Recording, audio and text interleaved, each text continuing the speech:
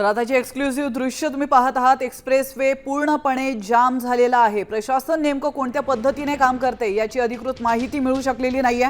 मात्र propylene gas गळती ही अत्यंत धोकादायक ठरू शकते आणि त्यामुळे काळजी घेतली जाते असं बोललं जात आहे। मात्र ही काळजी नेमकी कशा पद्धतीने घेतली जाते, कारण 24 तासापेक्षाही जास्त वेळ उलटलेला आहे, मात्र तरी देखील कुठल्याही प्रकारचं यश अजूनही प्रशासनाला मिळताना पाहायला मिळत नाहीये।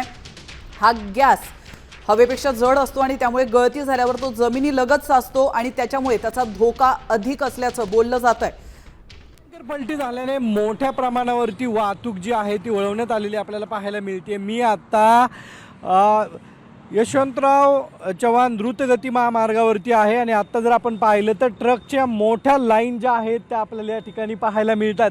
आपण जर पाहिलं तर आज सकाळपासून हा टँकर जो आहे तो अजूनही काढला गेलेला नाही आहे ना। आता जर पाहिलं तर ही लाईन जी आहे ती पुण्यापर्यंत आलेली आपल्याला पाहायला मिळते। या ठिकाणाहून पुणे मुंबई द्रुतगती महामार्ग जो आहे तो सुरू होतो आणि याच मार्गावरती आता मोठ्या प्रमाणावरती ज्या माल वाहतूक ट्रक आहेत, टँकर आहेत, त्या सगळं थांबलेले आपल्याला पाहायला मिळतात। कधीपासून हे सगळे थांबलेले आहेत आपण त्यांच्याशी बातचीत करणार आहोत। अनेक गाड्या ज्या आहेत ते या ठिकाणी थांबलेले पाहायला मिळतात। कब से खड़े हो? मैं तो अभी आया हूँ सर। मैं अरे कल से लाइन लगी है। क्या बोल रहे हैं? कह रहे आगे गाड़ी नहीं जा रहा है। हाँ, आगे गैस की गाड़ी पलटी है ना खंडाला में, इसके वजह से। कब से खड़े, कोई खाया पिया क्या? मैं तो अभी सर नहीं खाना खाया हूँ सुबह से इधर खड़े। जी। पाहिलं तर सकाळपासून या सगळे लोक जे आहेत ते या ठिकाणी थांबलेले आपल्याला पाहायला मिळतात। अजूनही काही ट्रक ड्रायव्हर आहेत ती या ठिकाणी पाहायला मिळतात आणि ज्या मोठ्या गाड्या आहेत त्या बाजूला लावल्या जात आहेत आणि ही लाईन जी आहे ती आता थेट रावेतपर्यंत आलेली आपल्याला पाहायला मिळते। आपल्याबरोबर अजूनही काही टँकर ड्रायव्हर आहेत, आपण त्यांच्याबरोबर बातचीत करण्याचा प्रयत्न करणार आहोत। सकाळपासून हे थांबलेले आहेत, कधीपासून तुम्ही थांबला आणि काय सांगितलं जातं? सकाळी 8 वाजल्यापासून थांबलोय आम्ही। काय सांगतात ते? काय आता रोड बंद आहे, कधी चालू होईल तेव्हा निघायला सांगितले।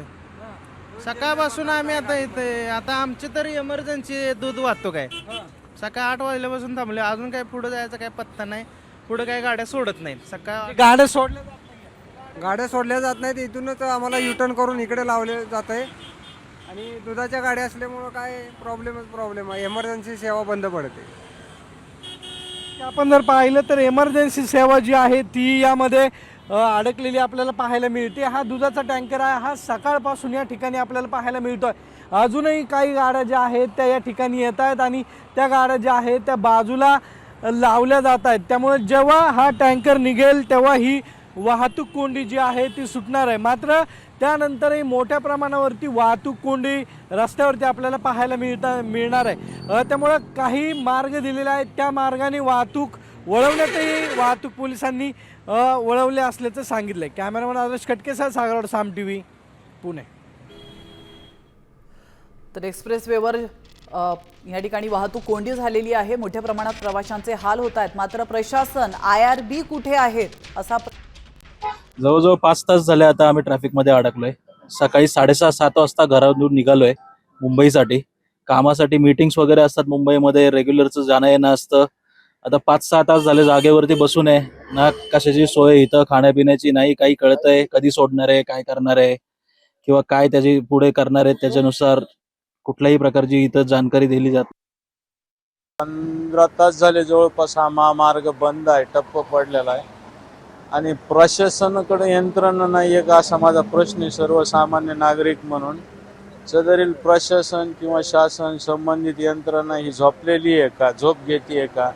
कारण महामार्गावर पेशंट आहेत, शासकीय कामासाठी जाणारे सर्वसामान्य नागरिक आहेत, ड्रायव्हर आहेत आणि असं म्हणजे इथं असे महामार्ग म्हटल्यानंतर कुठं काही व्यवस्थापन नाही।